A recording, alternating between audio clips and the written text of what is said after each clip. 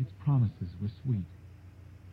The fate of my soul was still undecided, and the darkness saw the possibility of a small triumph in claiming me. I sensed that I was not yet sufficiently corrupted to belong down in the darkness. What I had done to Fu might be seen as the mere enactment of long overdue justice, for he was a man who deserved no rewards in either this world or the next, and allowing Dalco to proceed to his predestined doom ahead of schedule would probably not condemn me to perdition. But whom might I be tempted to lure to the cellar after Horace Dalco? How many? And how often? Each time, the option would get easier to take. Sooner or later, I would find myself using the cellar to rid myself of people who were only minor nuisances. Some of them might be borderline cases, people deserving of hell, but with a chance of salvation.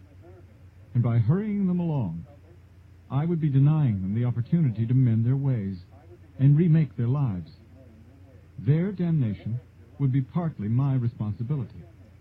Then I, too, would be lost, and the darkness would rise up the stairs and come into the house and take me when it wished.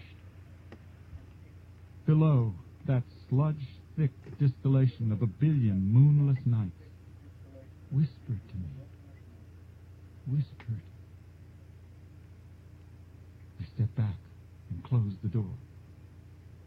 It did not vanish. Dalco, I thought desperately, why have you been such a bastard? Why have you made me hate you? Darkness dwells within even the best of us. In the worst of us, darkness not only dwells, but reigns. I am a good man, a hard worker, a loving and faithful husband, a stern but doting father, a good man. Yet I have human failings, not the least of which is a taste for vengeance. Part of the price that I have paid is the death of my innocents in Vietnam. There, I learned that great evil exists in the world, not in the abstract, but in the flesh. And when evil men tortured me, I was contaminated by the contact.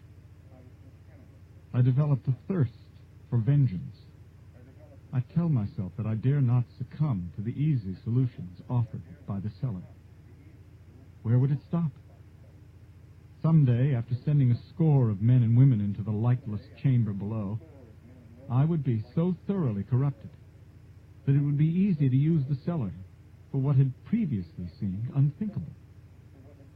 For instance, what if Carmen and I had an argument? Would I devolve to the point where I could ask her to explore those lower regions with me? What if my children displeased me, as God knows children frequently do? Where would I draw the line? And would the line be constantly redrawn? I am a good man. Although occasionally providing darkness with a habitat, I have never provided it with a kingdom. I am a good man. But the temptation is great. I have begun to prepare a list of people who have, at one time or another, made my life difficult. I don't intend to do anything about them, of course. The list is merely a game. I will make it and then tear it to pieces and flush the pieces down the toilet.